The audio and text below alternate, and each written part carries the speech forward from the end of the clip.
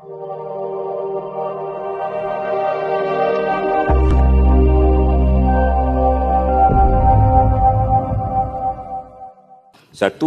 ia kawasan yang tiada bekalan elektrik, itu antara kriteria utama.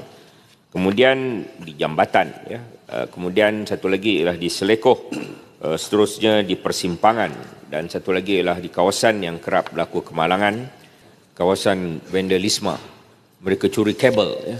Kawasan-kawasan curi kabel itu kita pasang lampu solar, dia tak ada apa lagi yang boleh dicuri sebab tak ada kabel, lampu solar tak ada kabel. Sekarang ini 9759, itu bilangan lampu sehingga 2025. Tapi untuk 2025 sahaja 24.84 juta ringgit, 2,513 batang lampu solar di seluruh negara.